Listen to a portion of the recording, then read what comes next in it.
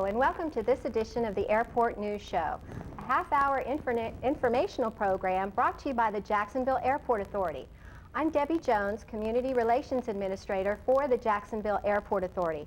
Today's show is going to be something we think you're really going to enjoy. I have three very special guests here with me today, and we're going to talk about summer travel. We're in the midst of summer, a lot of traveling going on. I think it would be a great opportunity to talk to our audience about travel and some things they can do to prepare themselves to make the experience more enjoyable. First, we have Mr. Ed Goodwin. He's the Assistant Federal Security Director for the Transportation Security Administration, TSA. Hi, Welcome, Debbie. Ed. Thank you.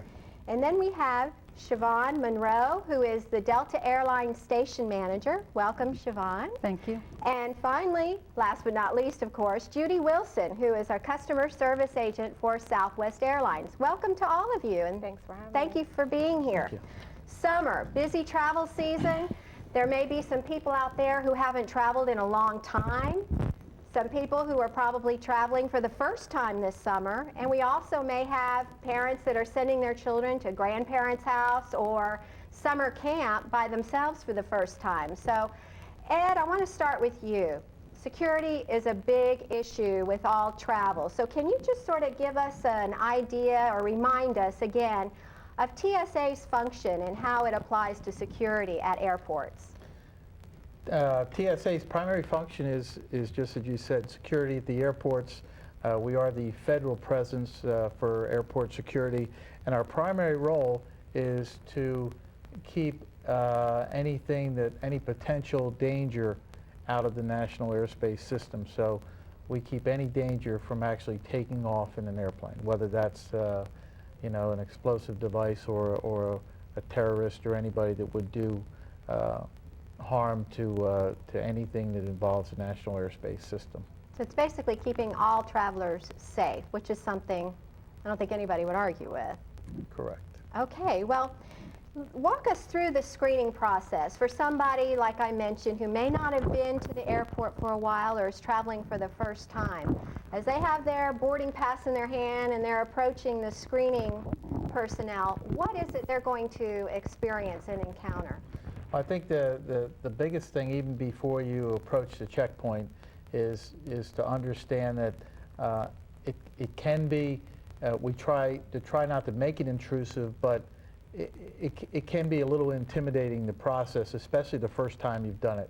After that, for the normal person that travels every week or once a month, it's no big deal. But for the first time traveler, since 9/11/2001, it's been almost 4 years, it can be intimidating. So the first thing to do is to be patient and just to be attentive.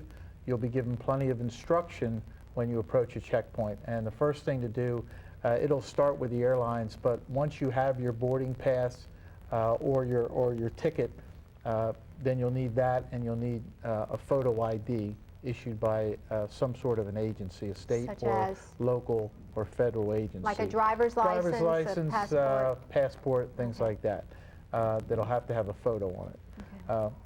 Once the passenger approaches a checkpoint and produces those documents that shows that yes, they are a traveler or they're accompanying someone, they are allowed to come through the checkpoint, then they'll be shown.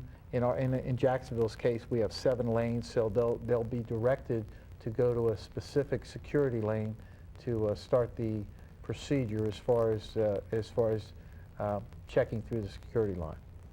How can they prepare before they actually walk up to that security line? Are there some things they can do to make the process a little faster when they actually go through the line? There's a few things. First of all, I would suggest to anybody that is traveling and hasn't traveled for a while, to first of all, if they have internet access, to go to www.tsa.gov, and it gives just a wealth of information about prohibited items, about people that may be traveling with certain problems, medical problems, things like that. So at least before you get to the checkpoint, you're armed with a lot of information that you should do, shouldn't do, things like that. So I would suggest that firsthand. But as you approach the checkpoint, the biggest thing, if you're prepared, you can get through much, much faster. It will increase, it'll help everybody throughout the day. The more people are prepared to go through the checkpoint, the easier it is for everyone, and our throughput increases as it makes it a much smoother process. The first thing is prohibited items. Divesting yourself. You certainly don't want to go through the checkpoint with a prohibited item. Even if it's done inadvertently, it can present a problem. It's certainly going to slow things down because the screeners are more than likely, they're going to have to stop questioning you about it. They may have to confiscate the item or something like that. So no prohibited items, please. The second thing is divestiture of the items that you are going to have to go through a magnetometer that is going to detect any metal items on your person. So you want to divest yourself of all those items like that that would tend to set off the magnetometer. Maybe a watch, certainly your cell phone, some of them, maybe a Western belt buckle or something fairly substantial metal. Shoes, they're not required to be taken off, but a nice pair of dress shoes normally have metal shanks in the bottom of them that you would never think they do, but they do. Things like that. As you approach the checkpoint, if you're prepared to take those things off, divest them, put them through the X-ray machine, then that will certainly quicken your time and lessen the time that you'll spend at the security checkpoint if you'll do that first. Right, and supposing they've done all that and perchance they still alert. I've seen what happens then if they still set off the Well, your first time through the magnetometer, that's the first thing normally that you'll encounter is going through the metal detector yourself. You'll divest all your objects, put them in bins, and those will go through an X-ray where an X-ray operator will look at them.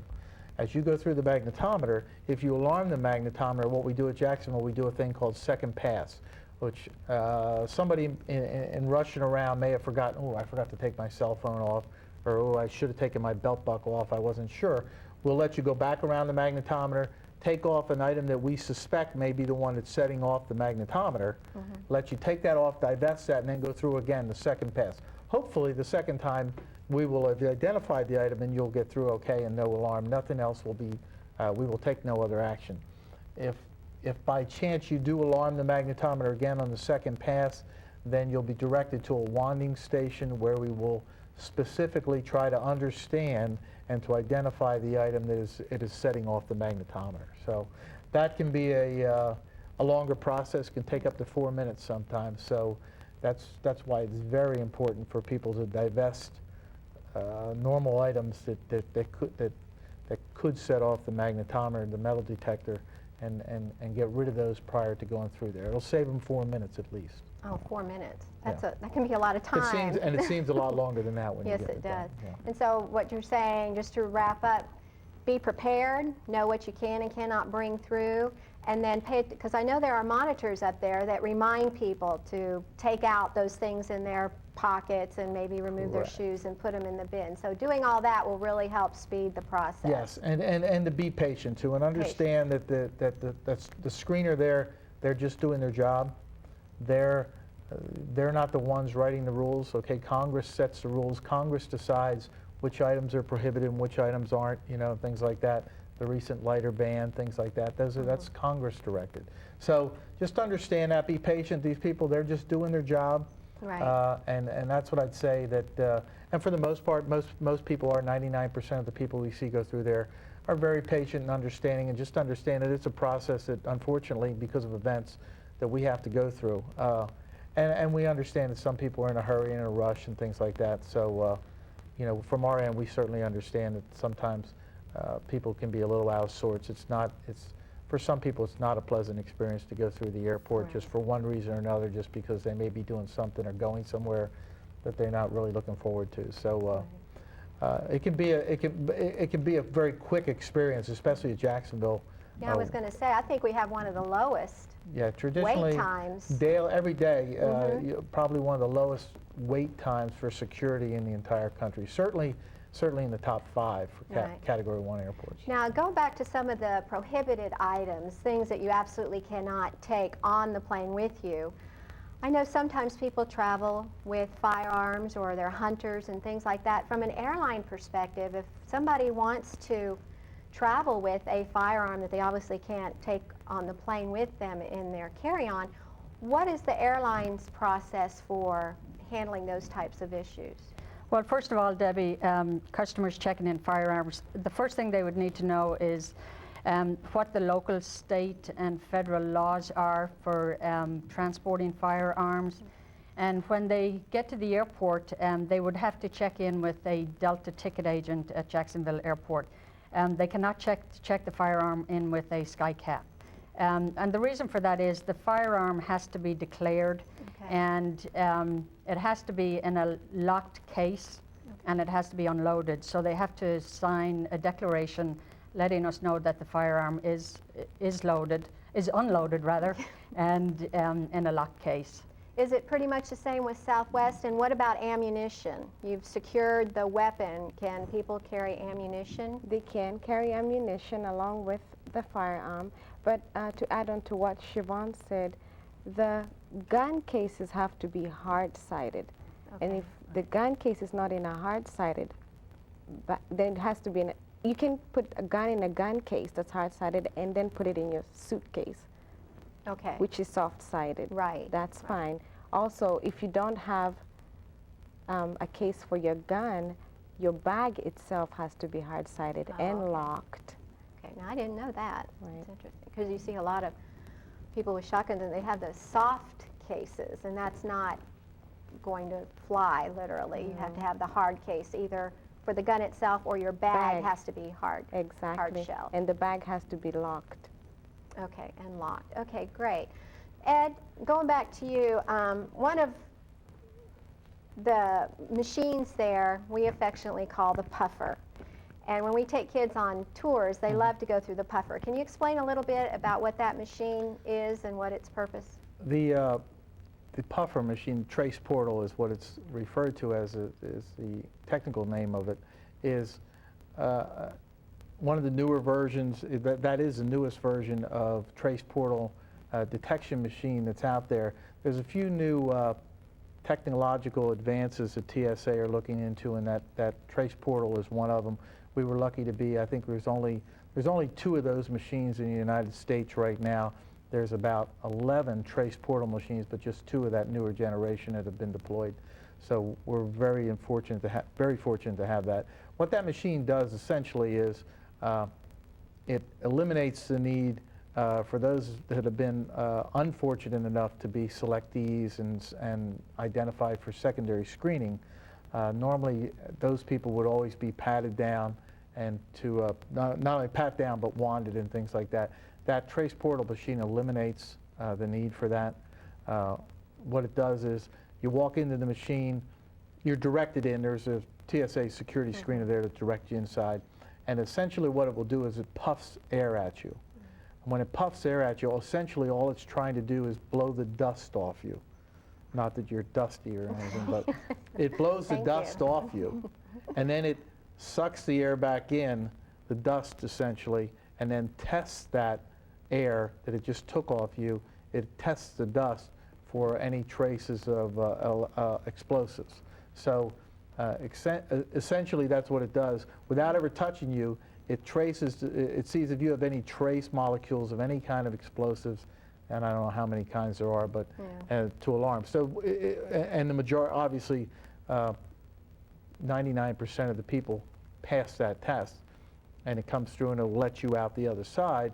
Now you pass the test, you no longer have to be patted down or you're subject to any kind of hand wanding and things like that. Then you go through the magnetometer through your normal thing, but what it does save us, it saves us an unbelievable amount of time with no more patting people down. So we went from patting maybe doing 170 pat downs a day on passengers to where we do maybe 1 in a day. What a great time saving. Yeah. It's an interesting machine. Yeah. Well, we're going to stop and take a break. And once again, I want to thank my guests, Ed Goodwin with the Transportation Security Administration, Siobhan Monroe, Station Manager at Delta Airline, and Judy Wilson, Customer Service Agent at Southwest Airlines. Join us as we come back for the next half to talk more about summer travel tips.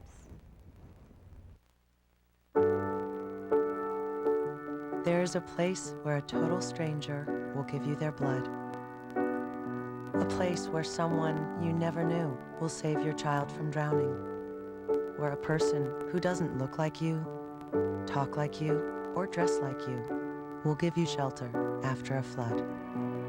That place is called America, where we look out for each other. When you help the American Red Cross, you help America.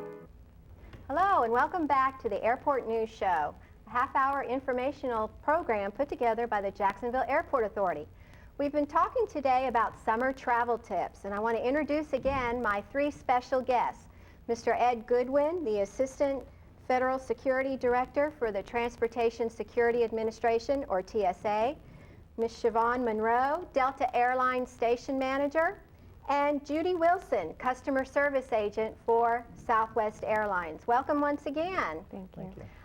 We had a great half show last time talking about security and what passengers can expect going through security that'll really help facilitate and make the process faster. What I'd like to talk about now is the other piece, passengers traveling, what they can expect as they come to the airport, making reservations and things like that. And one of the big changes that the industry has had as far as making reservations are e-tickets. And I know there's a lot of e-ticket counters at Jacksonville International Airport, and if not all, most of the airlines do use those to process their passengers and make reservations. So Siobhan, can you talk to us a little bit about how e-tickets function and what the benefit is to your passengers? Certainly.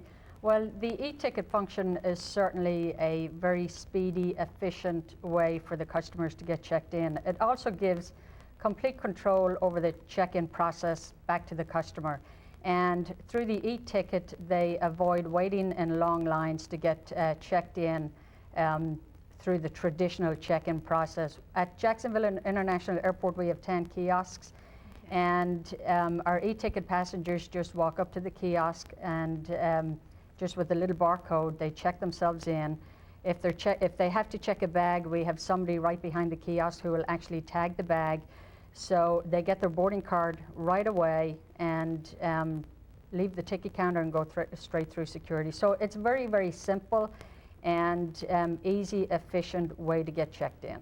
Now, what will they need with them when they actually walk up to the kiosk? What do they need to have ready to use the kiosk? The only thing that they need is to, number one, they'd have to have their ID. We do have to check ID when we check every passenger in. And to get started with the electronic ticketing, all they would need is some type of a credit card that has the barcode on the back or the metallic strip on the back, just because when they put that card into the kiosk itself, it reads their name and it pulls up their reservation by just reading the name. And it's not charging them again for the ticket. Not charging them again, no. While many people think that, yeah, it's not charging them again. Okay. And Judy, what about with Southwest? Is the process pretty much the same, or do you take a different tack? It's pretty much the same, very slight differences. Our kiosks do not check bags. So if you have to check bags, you can check in at the kiosk and drop your bag off at an express lane. It's usually at the very end positions. Once you've got your boarding card, the agent at the ticket counter will tag your bags and you can go to the gate. But you do have to have your ticket purchased before you get to the airport in order to check in at the kiosk.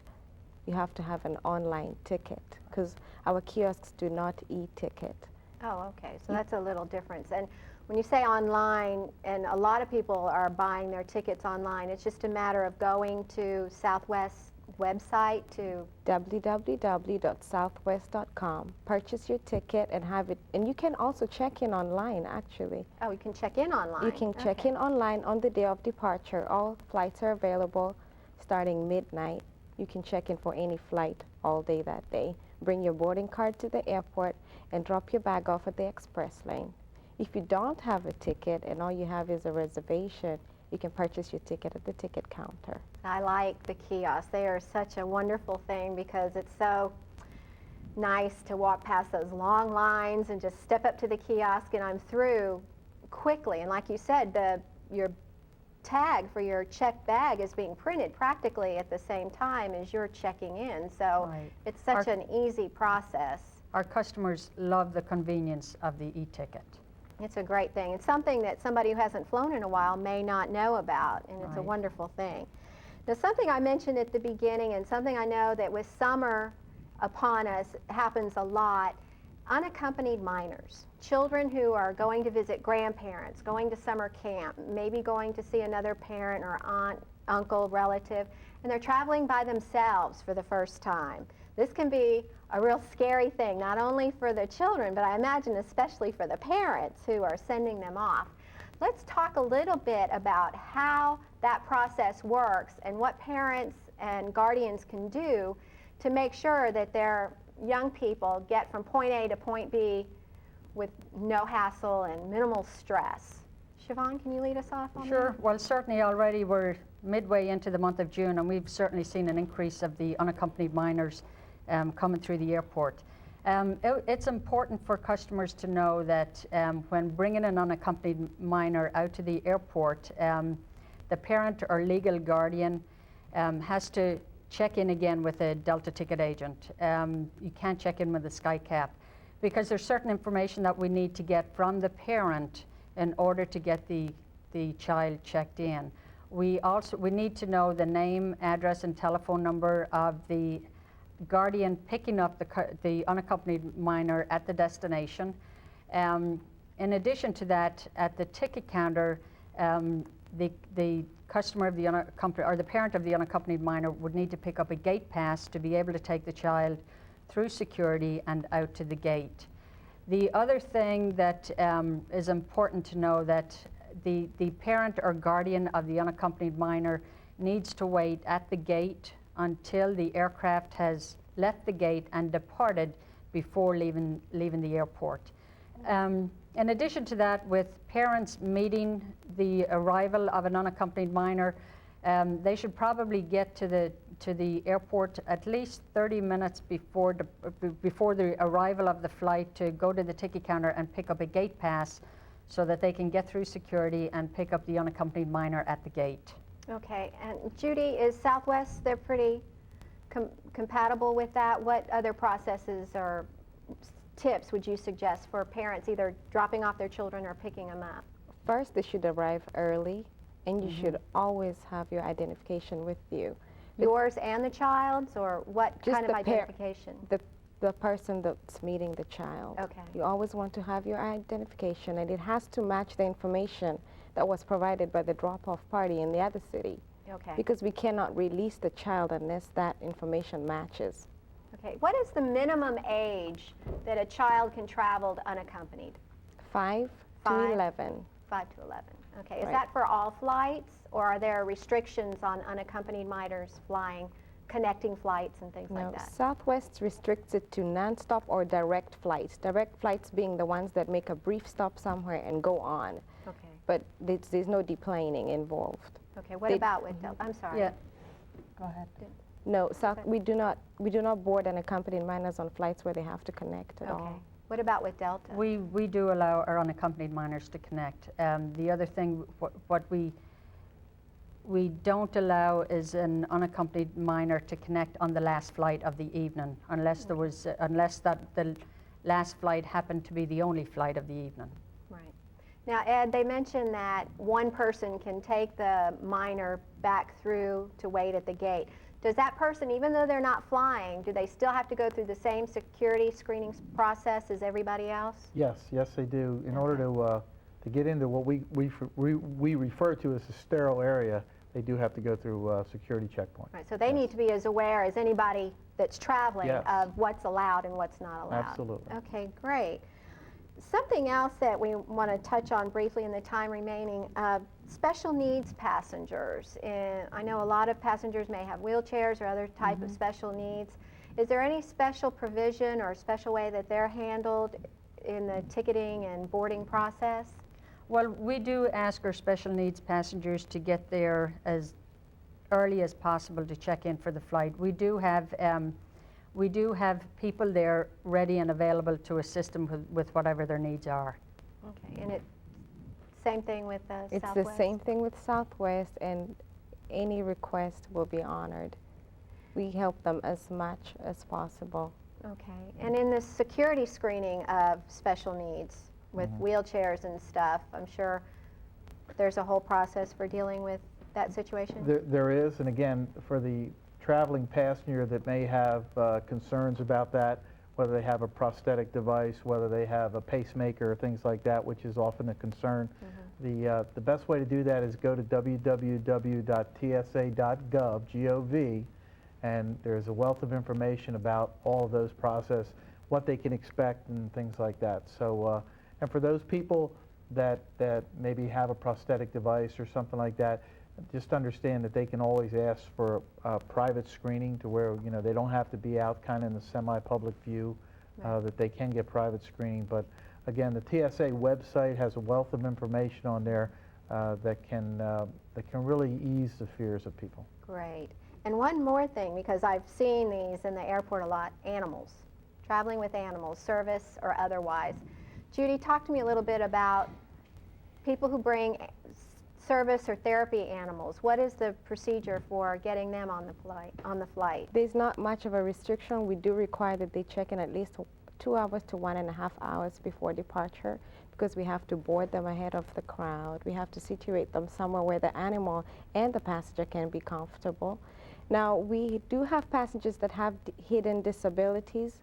Those are disabilities that are not obvious, and we do require documentation. For example, a letter from a mental health physician that shows why you need the animal with you. Okay. And with Delta, are there any special provisions for animals? Pretty much the same as Southwest. We do ask that they arrive at the airport early to check in. One of the things we try to do would be to seat those passengers in our bulkhead seating.